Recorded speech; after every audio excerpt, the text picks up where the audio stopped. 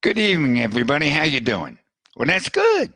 Big Natty Graham in here with you for another chapter of From the Wheelchair with Big Natty Graham. Is this our sixth show? Six shows. All right. We now have plenty of podcasts for you to listen to. If you're on a long car ride, I want to thank the Crest Tavern for sponsoring the program here this evening. Don't even think of heading down to North Wildwood, Crest, Cape May, without stopping in at the Crest Tavern. They're open all year round, and get your mitts wrapped around one of those awesome pork sandwiches, right? Make sure you do that. Armin Cadillac, really nice people, what can I say? And my dentist, Dr. Craig Don, right over there in Cherry Hill. How's this show work? I do 10 topics. When the 10 topics are done, the show's done. So see how we do tonight. Now, this first index card says sponsors and recap. I thought I'd do a little recap on a couple things we talked about last week that I got a lot of mentions of. The word faith. I talked about how, I don't even think it was last week. I think it was like the week before. I talked about how I just generally don't have a lot of faith in anybody up there. And boy, I really went back and forth with somebody who knew the Bible and the Psalms and all that very well. But he was extremely polite about it, which makes all the difference in the world to me. But I read this psalm over and over again, and I couldn't get out of it what he was getting out of it. Here's the reason why I'm even bringing it up. I really do check this stuff out. If somebody writes me and goes, I think it was Psalm 139, you must check out Psalm 139. I'll check it out. Why not? So for you folks out there, whenever you hear something that you want to comment on, how are they doing that? They're tweeting me at Big Daddy Graham or commenting at my Facebook at Big Daddy Graham as well. All right, we good with that? I did a topic last week about how I got depressed over the fact that I don't have anybody who cares one tiny iota, whatever an iota is, about my awesome collection of New Yorker magazines. And I reached out on Facebook about this, and everybody misunderstood me. People started writing, Big Daddy, do you love the magazines? And yeah, I do love them. So isn't that enough? Take solace in the fact that you love collecting them. You like reading them. Fine, I do. Or I still want to be collecting them. But it's so much more fun when, like, I get a new cover, New Yorker magazine, and it's got a beautiful cover. I love to get a phone call from, my buddy Kevin going, wow, did you see this week's cover? It's just something to share with. I don't know. But I do enjoy collecting them. Here's two that blew me away. I asked, what's your favorite James Caan movie, other than The Godfather? The one that's my favorite didn't get one single vote, and over 300 people voted within a matter of minutes. My voting thing don't stay up. It's up briefly to the next tweet, You got to see a movie called Hide in Plain Sight. James Caan even directed it. check out this plot. Guy's married. He's got a couple kids. They divorce. She marries a mobster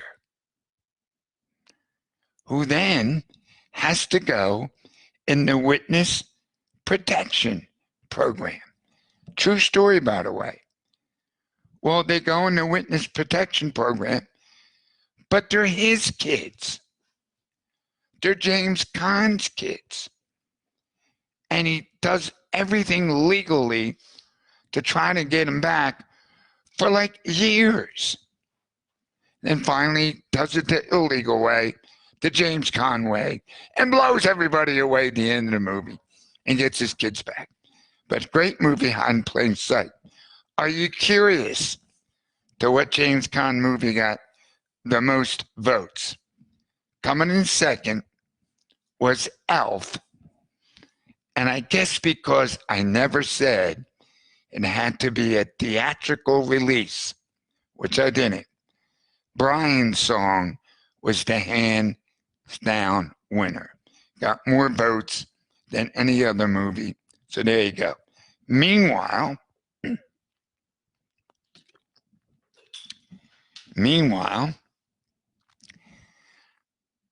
I posted, other than Bohemian Rhapsody, what is your favorite Queen song? And wouldn't you know it? Oh, this one. Hold on. Before I get into this. 660 comments and tweets. I had no idea they were that insanely popular. You know, I think Queen's like a great band, but I kind of like, are they the Beatles? Are they the Stones? Are they the Who? Apparently so, maybe, because I did a similar thing with Bowie earlier in the week. Greatest song, Life on Mars or Heroes. Got like 90 people checked in on that. Anyway, but my favorite Queen song, other than Bohemian Rhapsody, got the most votes, which was Don't Stop Me Now. All right? All right. So that's the recap. All right. What's the first topic of the night say? Health. Particularly my health. I'm not quite talking correctly because thanks to my man, Dr. Don, I have new teeth, all new teeth. It's official now. I have to put the Polydent or whatever, the Elmer's glue in there and zap them up there. I'm in a wheelchair with fake teeth. I'm so done. It's ridiculous. I mean, I'm done. Let's not even go below the belt when I say done. I mean, I'm done. That's why whenever anybody writes me and says, how am I doing? How you feeling? Always write back the same thing. Other than being incredibly depressed, I'm just fine. I don't know what to say to that. It's just the truth, though. When there's people around, and I got a whole bunch of good friends hanging in the kitchen with me tonight, including Scott, the great bass player from Life Cycle, Norman Clark, the funniest, worst magician ever. But check him out. Do you have a website, Norman? No, I have a YouTube. Okay. Oh, you do have a YouTube. And can people book you from that? Yes. So just YouTube Norman Clark. Right. Subscribe to it? Yeah. All right. Anyway,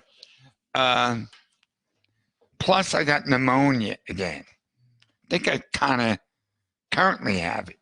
It's like the third time I've had pneumonia, like in about 3 months. But my wife, thank God, my angel, who's this close to leaving, my angel, I told her I can't go back in the hospital.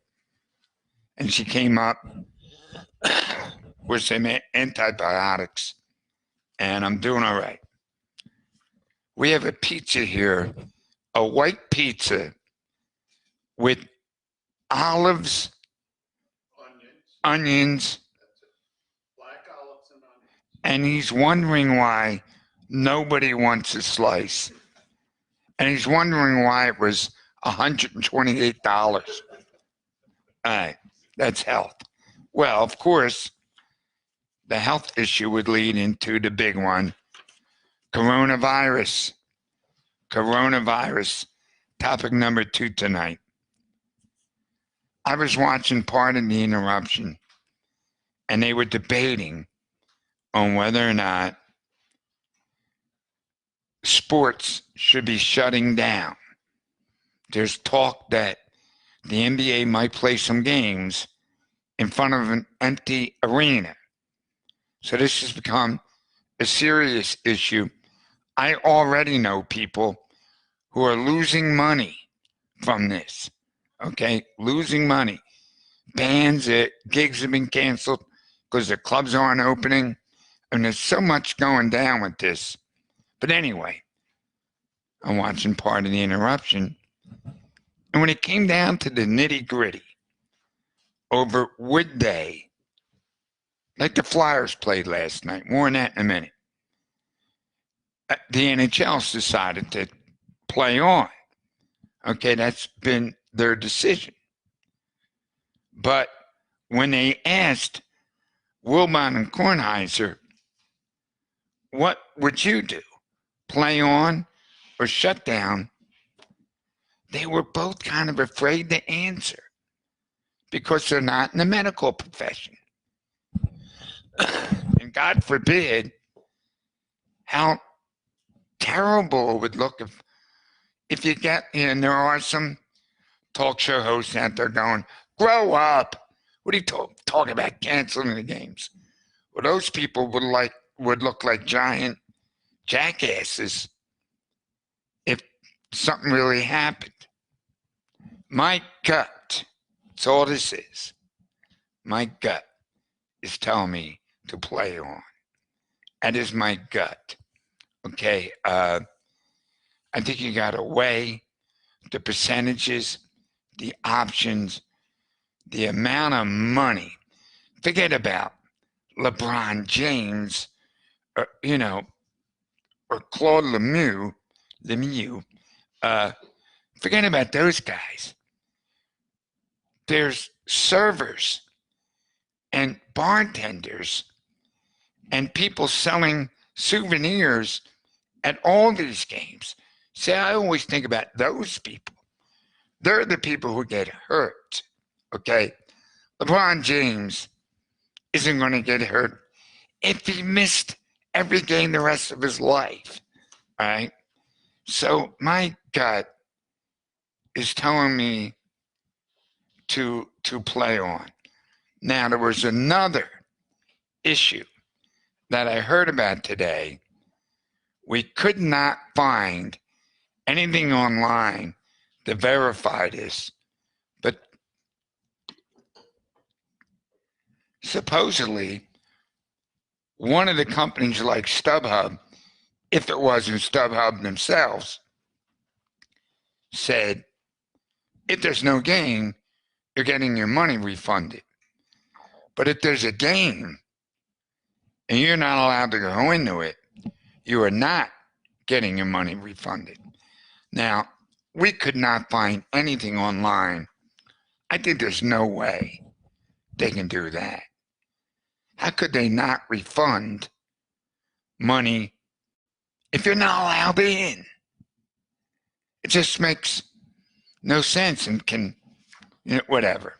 So let's hope that, and I don't think this is going to be the case, but hope that a week from now, this will not be as big of a topic as it is today. I hope not. Say that much.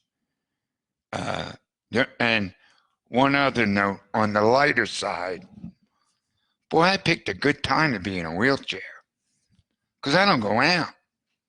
It's, really hard for me to get anywhere. So, I'm going to end up like what's his name? Gary Oldman in the Book of Eli, like the leader of some insane mob from a wheelchair, play me the Book of Eli. I love that movie, by the way. There we go. All right. That was coronavirus. I think that's topic number 2. We'll move on to topic number 3, flyers. All right. Let's move on to topic number 4. No, just kidding. My radio listeners at 94 WIP knows I absolutely never talked about the Flyers. One simple reason. I don't know diddly dick about the Flyers or about hockey. I never played it. I never even played street hockey. There was no street hockey. Right when I turned about 18, street hockey started popping up. And on some of the side basketball courts at Finnegan Playground were being now used for, street hockey. And in some cases, guys on skates, roller skates, playing. But I never did. So when a goal is scored, I have no reason to think why it was scored. I played baseball, football, and basketball hours on end from the age of 5 on. Hours on end. So now, when I see a ball dribbling right between shortstop and third base, well, when I see the replay, I can see that the third baseman was not quite positioned right. And I don't need an announcer telling me they were out of position. I can see it with my own eyes. I just can't do that with hockey. I don't have those, I just say, 13 years of playing it hours on end. My daughter, Ava, was a 4-year starting goaltender in field hockey for her high school, Clearview. When the 4 years were done, I knew absolutely nothing more about field hockey than I did the 4 years prior. That's a fact. I had no idea why this was offsides, why this was that. All right, Flyers. Hey, they did 9-game winning streak there. They're back in the ball game. They are back in the ball game. All right. Movie. I always like doing a movie topic. It popped up on AMC, and I DVR'd it, watched it today.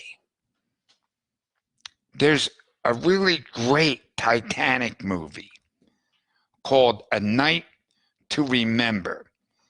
It's a 1956 flick. It's British, and it's great. It's miles better than the James Cameron, Leonardo DiCaprio Titanic. I'm telling you, it's miles better. And look, when I first saw Titanic, I was blown away by it. I was. But man, I'm telling you, try to watch that movie from beginning to end today. First of all, the special effects that looked real good back then, like when the Titanic's pulling away from the dock, it's so phony looking. It's a screen. Before the ship hits the iceberg, it's endlessly long. A Night to Remember is, the whole movie's as long as Titanic is long before it even hits the iceberg. I'll give you the James Cameron Titanic, when it hits the iceberg, on, very entertaining. And what's up with Kate Winslet's snidely whiplash of a husband? He was so over the top. Horrible. His name's Billy Zane. Never to be seen again. Here's a guy in the biggest movie of all time, DiCaprio, working like crazy today. Winslet never stops working. And he's the third star of the movie. Never to be seen again. Let's see how she gets away with my fortune. It's so bad.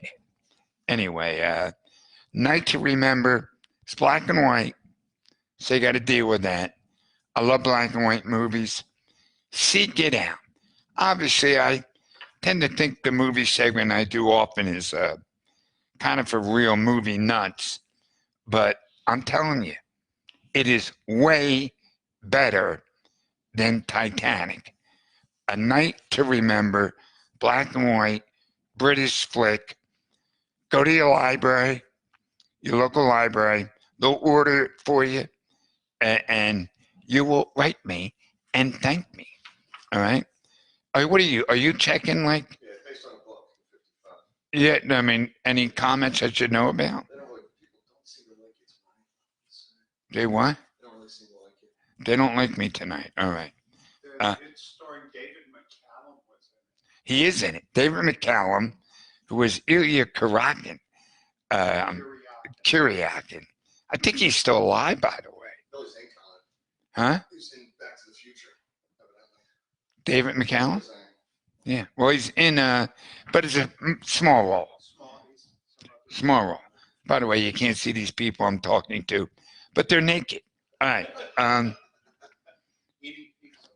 Sixers. Let's get on the Sixers here. The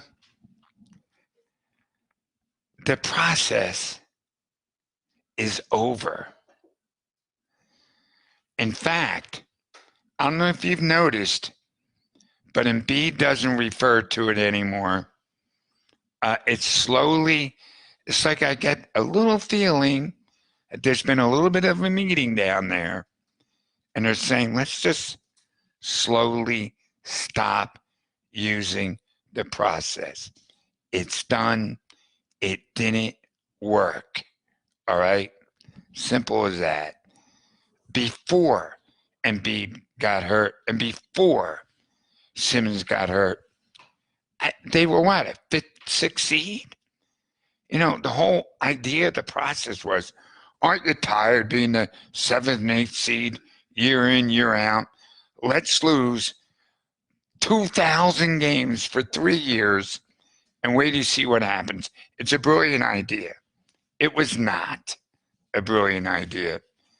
I like to say, could they catch fire if they get both Embiid and Simmons back at the same time? But I don't think they will. I don't. They still got Bozo the Clown as their head coach. No. I don't see it happening. I don't. All right, so that's Sixers, which I think was 5 topics.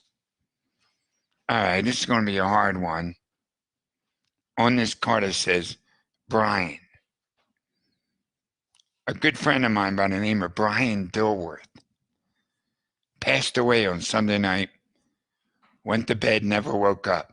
51 years old.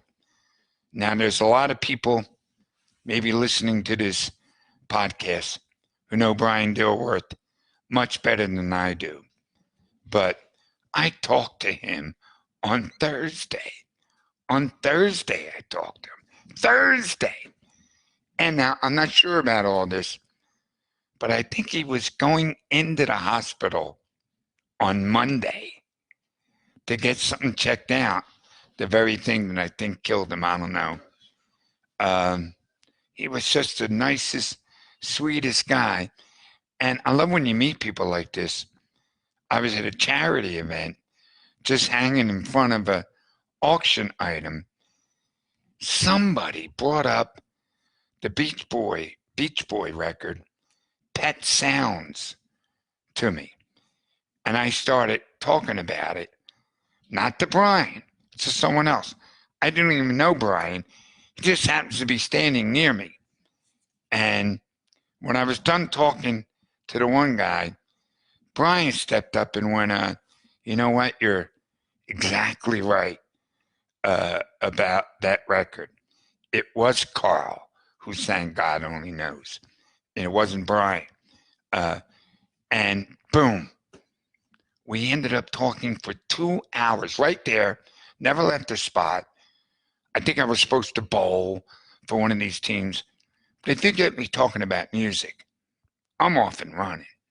I'll talk about music for hours. No, I can talk sports for hours, movies about hours, but music in particular is my thing. Now, I actually was doing a little bit of business with Brian, helping out a buddy. But when he finally called me back, because he was tied up, he was a concert promoter for Electric Factory and Larry Maggot. And then that broke up, and then Brian was working for AIG. Brian had his fingers in a million bowls. Let me just put it to you this way. Brian Dilworth, Bruce Springsteen, Jay-Z, whoever, would take his call. If they looked down at their cell phone and saw it was Brian, they'd take his call. That's how heavyweight of a concert promoter he was.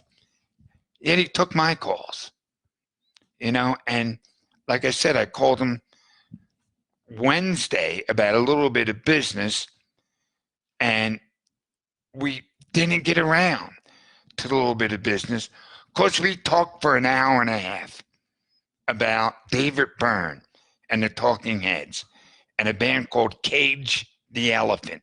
If anybody out there is familiar with Cage the Elephant.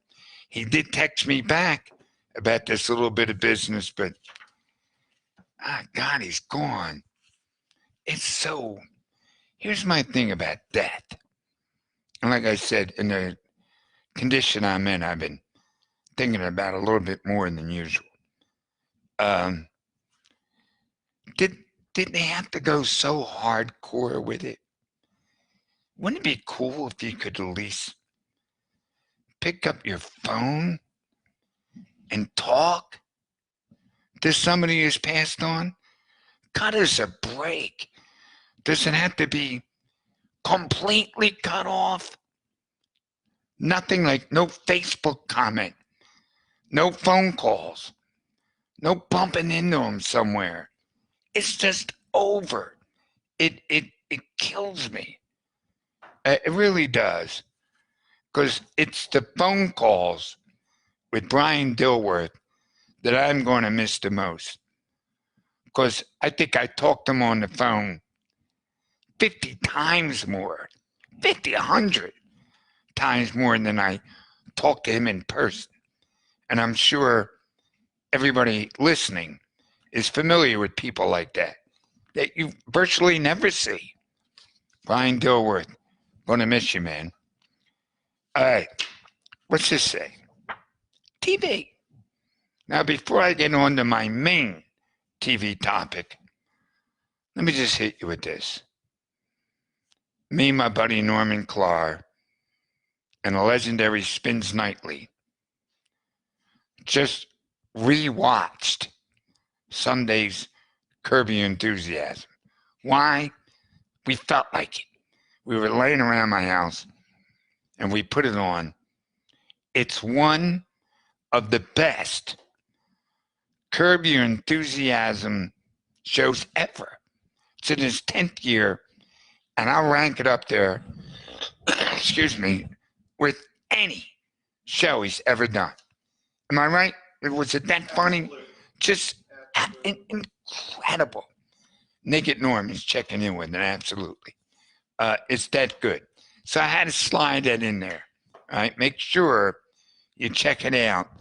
John Hamm from Mad Men is so stinking funny in it, and everyone else is just great.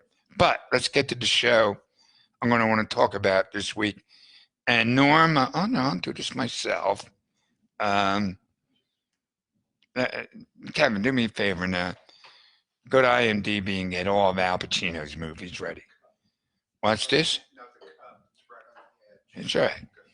Uh, there's a TV show. I don't even know what channel it's on. It don't matter.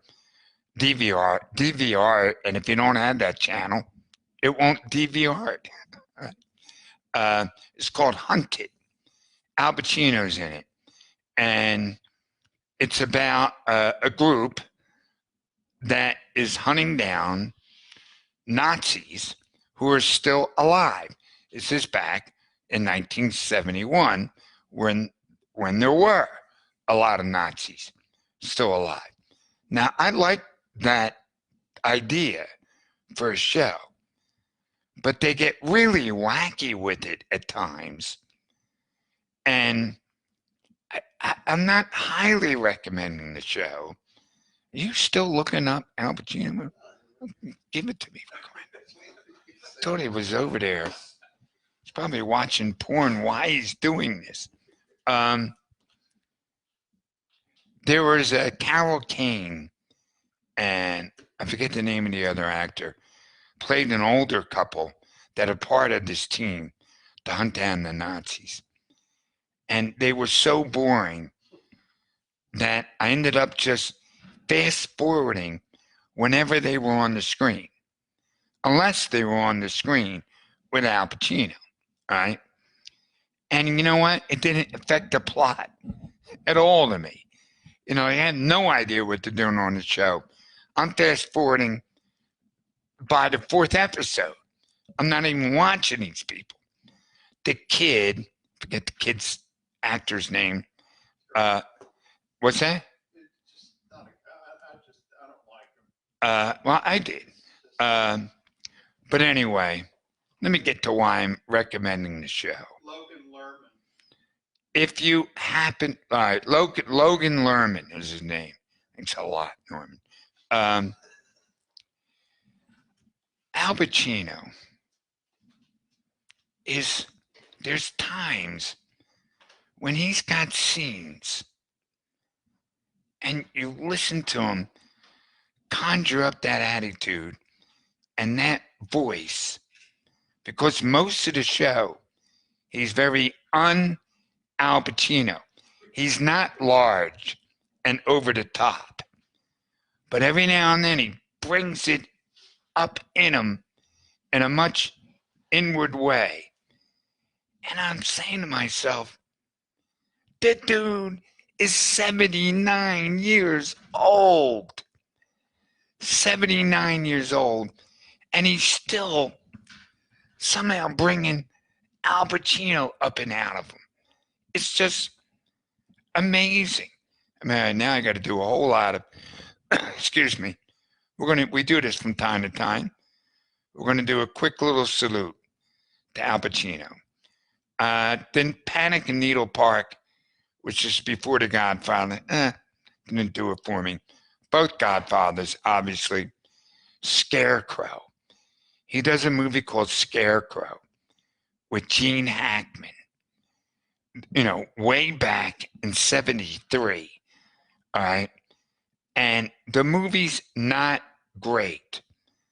But Pacino and Hackman, when they're on the screen together, they play like two vagabonds, like crossing the country. Gene Hackman thinks he's going to open some car wash in Pittsburgh or something. But the trip along the way is great, and you must see Scarecrow.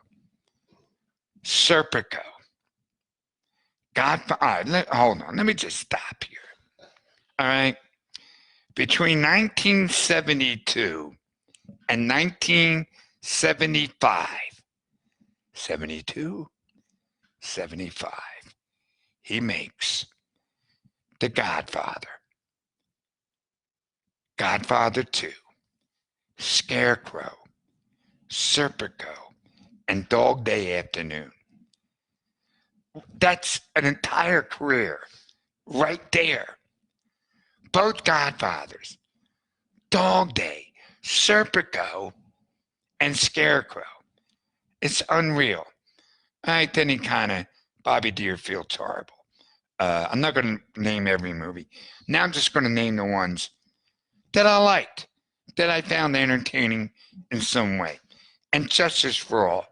I'm out of order. You're out of order. It ended up being like a catchphrase for a long time, right? Say hello to my little friend. I bow at the altar of Scarface. I would have been a great rapper because rappers love that movie. It's one of my favorite movies ever made. And I get it. It's stupid. It's insane. It's way over the top violent. But every second that he is on screen, I find him absolutely captivating. I might go as far as say it's his greatest performance ever. Scarface. I just absolutely love it. Yeah, is the ending go on way too long when he's on top there? He's been hit with bullets 900 times, yeah, but it's Scarface. Boy, I don't know what this wheezing is sounding like listening. I'll find out. I mean, people might want to maybe turning this off.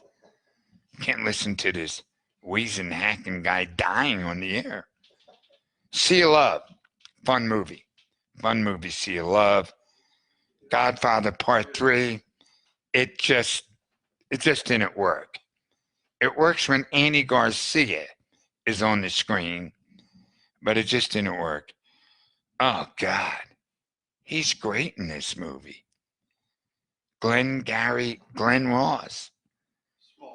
If you've not that small, if you've never seen that movie, I put that under the category of great movies that I never want to see again because it's brutal. It's about salesmen selling lousy product. And yeah, it's a play first. In fact, the Alec Baldwin role in the movie don't even exist in the play. And Alec Baldwin is in it for like 7 minutes. And he hits a grand slam. What is it? First place, brand new Cadillac.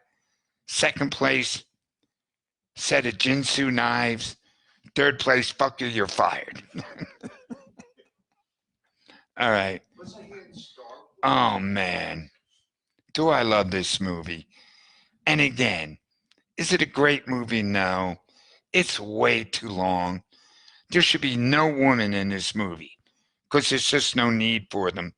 Every second of them are like shoehorned in, but I love the movie Heat. Heat's just so much stinking fun to watch. And Pacino is great in it. Now I'm going to give you something that maybe you never knew about Al Pacino. His opening scene in the movie is when he pulls up to the heist where a bunch of guards got murdered. He gets out of the car and he's got this insane walk and he's just so full of energy. And then there's like 3 other scenes in the movie where he's walking into places with this incredible stroll. Well, you know what? He had just snorted lines of coke. They shoot Pacino snorting up in his car before he gets out of it. So guess what they do? At the end of the movie, they take all the lines out. They edit it all right out of it. So Pacino, you end up seeing a Pacino playing it like he just snorted lines of coke. But you, the movie viewer, at least I was going, wow, look at this dude, man. He's still got that straw. But he's putting extra on it because he just snorted. Wait, there you go. City Hall, entertaining. Donnie Brasco. Now, I'm the guy who doesn't like Donnie Brasco, but it must be mentioned because it's got a tremendous fan base. There are a lot of people who really love that movie, so I'd mention it. Here's one. I think The Devil's Advocate is so much fun to watch. Uh, I was, uh, of all people, Helen Mirren, the British actress Helen Mirren, says that Pacino's performance in the last 20 minutes of that movie is the greatest acting she's ever seen. And it really is something else. It's a bad role for Keanu Reeves. It doesn't work. But I got to tell you again, Pacino, look at this. Wait a minute. Wait a minute. I had a 3-year gap before between 95 and 99. Wait a minute. Yeah, 99. Okay, we'll stop at 99. That's 4 years. All right. Heat. Love it. City Hall. Entertaining. Donnie Brasco. I might not like it, but a whole lot of people do. Devil's Advocate. Love it. The Insider. Russell Crowe blowing a whistle on tobacco. And it's Al Pacino playing the behind the scenes guy for Mike Wallace. It's a really good movie. It's too long, like all Michael Mann movies, but really good. I'm the guy who thinks the first hour and a half of Any Given Sunday is very entertaining. I really do. And I thought captured a lot of what NFL football is about. All right, here's the problem. After 99, wow, man, it's one bad movie after another. He wins something, I think, for Angels in America, but I thought that was bad as well. This is ridiculous. When's his next? I just went from 99 to 2010 to highly recommend seeing I think it was an HBO movie, You Don't Know Jack. He plays Jack Kevorkian, and it's really, really good. Highly recommend it. All right, hold on. This just keeps getting bad and bad. Oh, God. All right, that's the problem. Now he goes to 2018, where he's very good as Joe Paterno. He's really good in that flick. Painful to watch. And now he's bounced back with The Irishman, which I hated. But, he's very good in it. Hunters, I already gave you my rap on that. And he's this high-powered Hollywood agent in Once Upon a Time in America. Not a big part, but, he makes the most of it. There you go. My salute to Al Pacino. Never been married. Net one Oscar for a movie I didn't mention. A lot of people love Scent of a Woman. I do not, but a lot of people do. So that was, I don't know, I'm going to have to ask you folks, give me your comments on this.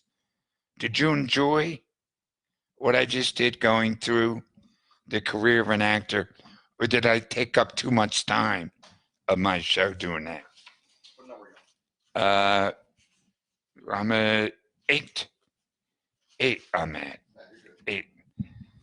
What's this topic? Bother. For anybody who listens to my show on 94 WIP, I promise I will be getting back. I used to have a segment called, you want to know what's bothering me? I'll tell you what's bothering me. All right, look at me. Go ahead, look at me. I'm an old, crusty piece of shit in a wheelchair. Okay? So you would think, thunk, that by now, this would have happened to me one time in my life. You go to a dry cleaner.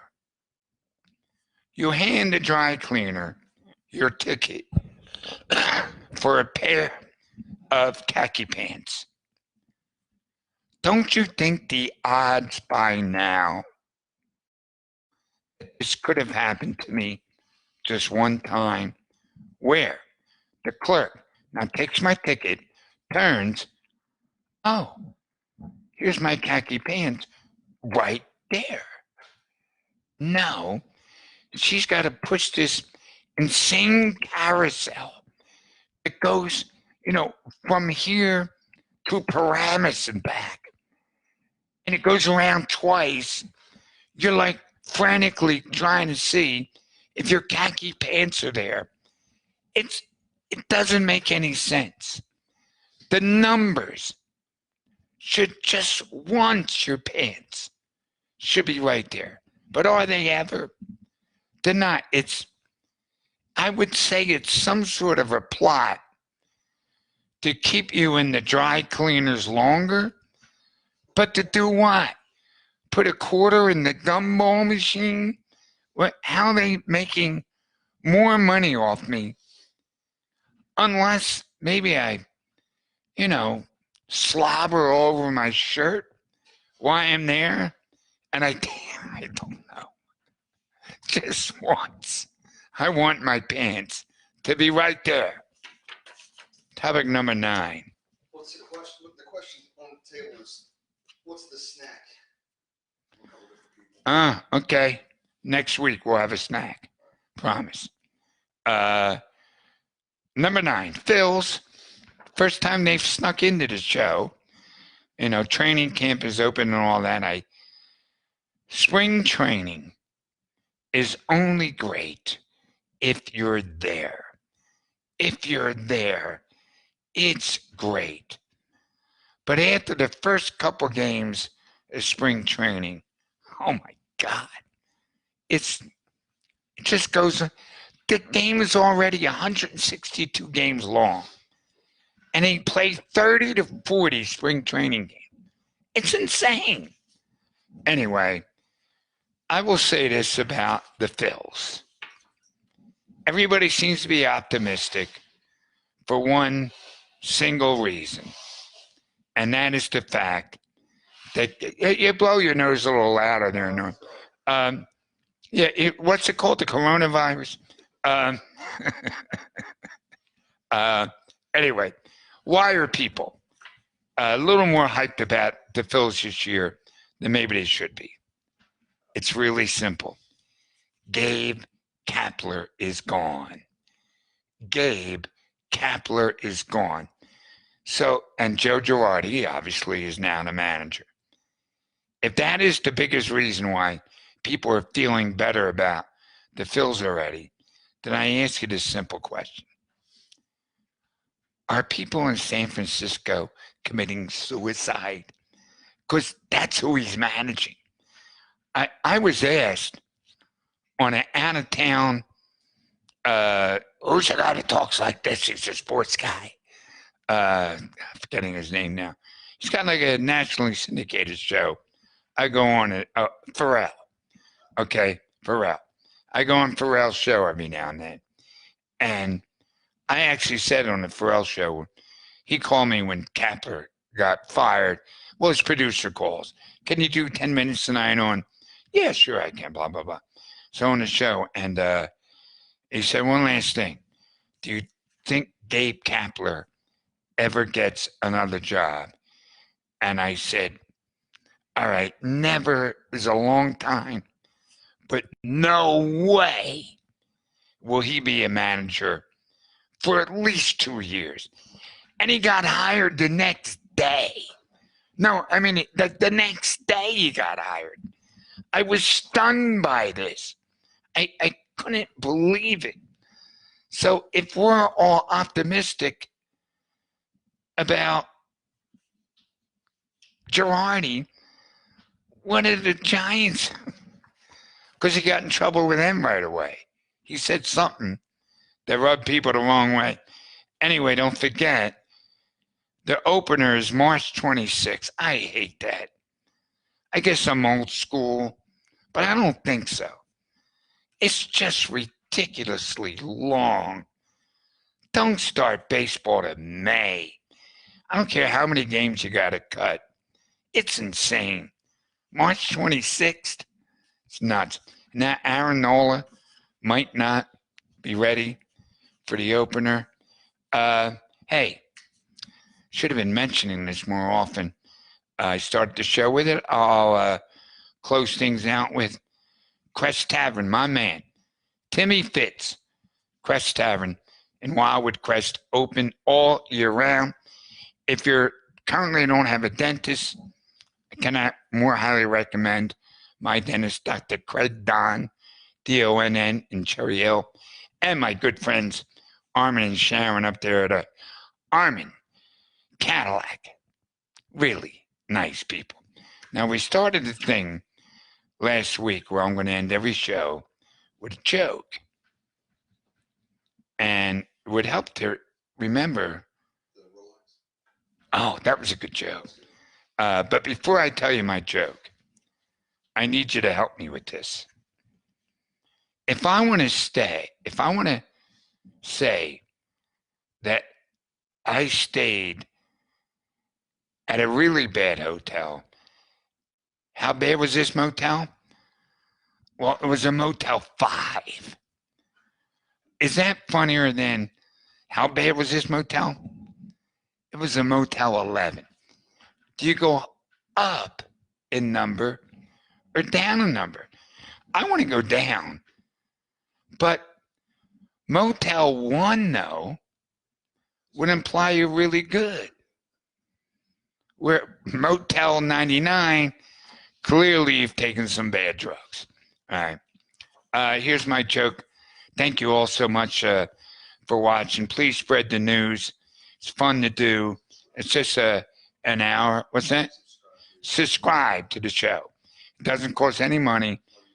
Just go to YouTube and hit the subscribe button. No salesman will come to your door, and you'll get neat prizes in the future. I didn't tell this joke last week, huh? Because I love this joke. Well, I'll start. I'll build up to these jokes. So I'll just tell this one quickie. Guy sees a doctor walking down the hall, and he goes, "Hey, doc, can I borrow your pen just for a second?" Doctor goes, "Yeah, sure." Hands the guy the pen. Guy looks at the pen and goes, "Doc, this isn't a pen. It's a rectal thermometer." And the doctor goes, "God damn it, some asshole's got my pen." Have a great night, great week, everybody. If I'm not dead, I'll be back next week.